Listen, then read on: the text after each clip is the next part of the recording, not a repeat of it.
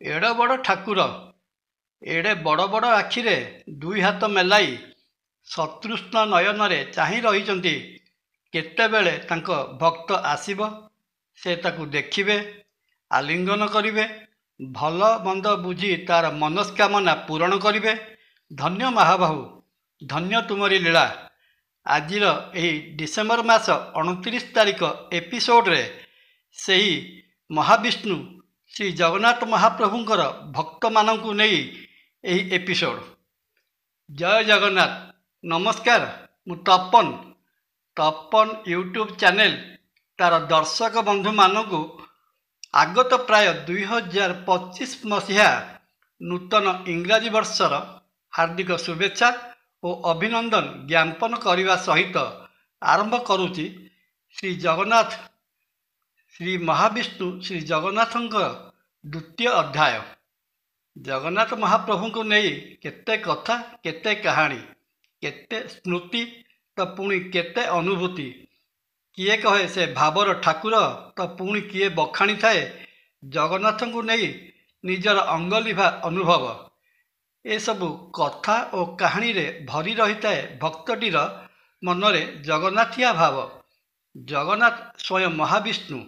ସେ ଅବତାର ନୁହନ୍ତି, ସେ ଅବତାରୀ। ସେ ପ୍ରକଟ ହୋଇ ମଧ୍ୟ ଅପ୍ରକଟ। ତାଙ୍କ ରହସ୍ୟର ଅନ୍ତ ନାହିଁ। କିନ୍ତୁ ସେ ଭକ୍ତର ଭକ୍ତିଭାବରେ ସେ ବନ୍ଧା। ତେଣୁ ସାଧାରଣ ଭକ୍ତଟିଏ ବିନା ବାଧାରେ ପହଞ୍ଚି ଯାଇଥାଏ ତାଙ୍କ ପାଖରେ। ରତ୍ନ ସିଂହାସନରେ ବିରାଜିତ ପ୍ରଭୁଙ୍କ ପାଖକୁ ଯିବାକୁ ତାର ଦରକାର ହୁଏନି କାହାର ସୁପାରିଶ ବା କାହାର ଅନୁମତି। ଶ୍ରୀମନ୍ଦିର ଜଗମୋହନ ଭିତରେ ଗରୁଡ଼ ସ୍ତମ୍ଭ ପଛ ପାର୍ଶ୍ୱରେ ଅପଲକ ନୟନରେ ମହାପ୍ରଭୁ ଜଗନ୍ନାଥଙ୍କୁ ଚାହିଁ ରହିଛନ୍ତି ଦେବଦେବ ମହାଦେବ ଓ ସଂସାରର ସୃଷ୍ଟିକର୍ତ୍ତା ସ୍ୱୟଂ ବ୍ରହ୍ମଦେବ। ମହାବିଷ୍ଣୁ ଶ୍ରୀ ଜଗନ୍ନାଥଙ୍କ ବାହନ ଗରୁଡ଼ଙ୍କ ପଛରେ ଅପଲକ ନୟନରେ ଅପେକ୍ଷା କରିଛନ୍ତି ପ୍ରଭୁଙ୍କର କେତେବେଳେ ଅନୁମତି ମିଳିବ ଯିବେ ପ୍ରଭୁଙ୍କ ପାଖକୁ। ବାସ୍ତବିକ ଏ ଚିନ୍ତାଧାରା ମହାବିଷ୍ଣୁଙ୍କର ବାସ୍ତବତାକୁ ପ୍ରମାଣ କରିଥାଏ। କାରଣ ପ୍ରଭୁ ନ ଚାହିଁଲା ପର୍ଯ୍ୟନ୍ତ ସ୍ଥିର ଭଙ୍ଗୀରେ ଉପବେଶିତ ଗରୁଡ଼ଙ୍କୁ ଅତିକ୍ରମ କରି ଆଗକୁ ଯାଉନାହାନ୍ତି ବ୍ରହ୍ମାଣ୍ଡର ନିର୍ମାତା ବ୍ରହ୍ମଦେବ ଓ ସଂହାରକର୍ତ୍ତା ସଦାଶିବ। ତାପରେ ମହାବିଷ୍ଣୁଙ୍କର ପ୍ରଧାନ ସେବକ ବା ବାହନ ପକ୍ଷୀରାଜ ଗରୁଡ଼। ସେ ମଧ୍ୟ ତାଙ୍କ ପାଇଁ ସୁନିର୍ଦ୍ଦିଷ୍ଟ ସ୍ଥାନରେ ଅଚଳ ଭାବରେ ଉପବେଶନ କରିଛନ୍ତି। ବୋଧହୁଏ ଅପେକ୍ଷା କରିଛନ୍ତି ପ୍ରଭୁଙ୍କର ଆଗାମୀ ଆଦେଶକୁ। କେତେବେଳେ ପ୍ରଭୁ କହିବେ ଏବଂ ସେ ପ୍ରଭୁଙ୍କୁ ଧରି ତାଙ୍କ ଗନ୍ତବ୍ୟ ପଛରେ ବାହାରିବେ। ପକ୍ଷୀରାଜ ଗରୁଡ଼ଙ୍କର ଏହି ସ୍ଥାନରେ ଅବସ୍ଥାନକୁ ନେଇ ଏକ ସୁନ୍ଦର କାହାଣୀଟିଏ ଅଛି। ତାହା ଆଗାମୀ ଅଧ୍ୟାୟରେ।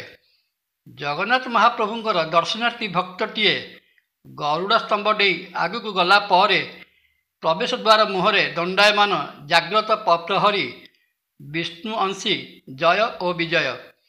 ସେମାନଙ୍କୁ ମଧ୍ୟ ପ୍ରଭୁଙ୍କର ଆଦେଶ ଅଛି, ମୋର ଭକ୍ତମାନଙ୍କୁ ତୁମେ ରୋକିବ ନାହିଁ। ସେମାନେ ନିର୍ବିଘ୍ନରେ ଯେପରି ମୋ ପାଖକୁ ଆସିବେ। ମହାବିଷ୍ଣୁ ଶ୍ରୀ ଜଗନ୍ନାଥ ମହାପ୍ରଭୁଙ୍କ ପାଖରେ ପହଞ୍ଚିଯାଏ ଭକ୍ତଟି। ଭକ୍ତ ମନର ଅକୁହା କଥାଟିକୁ ବୁଝି ନିଅନ୍ତି ଅନ୍ତର୍ଯ୍ୟାମୀ ବ୍ରହ୍ମାଣ୍ଡ ଠାକୁର। ଭକ୍ତଟି ଜଗନ୍ନାଥ ମହାପ୍ରଭୁଙ୍କୁ ଦର୍ଶନ କରେ। ଆଉ ବଡ଼ କଥାଟି ହେଲା, ଜଗନ୍ନାଥ ମହାପ୍ରଭୁ ମଧ୍ୟ ଭକ୍ତଟିକୁ ଦର୍ଶନ କରିଥାନ୍ତି। ଏ ତତ୍ତ୍ୱ ସାରା ସଂସାରରେ ବିରଳ। ସଂସାରର କେଉଁ ସ୍ଥାନରେ ଦେଖାଯାଏ ନାହିଁ। ଏଡ଼େ ବଡ଼ ପ୍ରଭୁ ଏଡ଼େ ବଡ଼ ବଡ଼ ଆଖିରେ ଦୁଇ ହାତ ମେଲାଇ ସତୃଷ୍ଣ ନୟନରେ ଚାହିଁ ରହିଛନ୍ତି।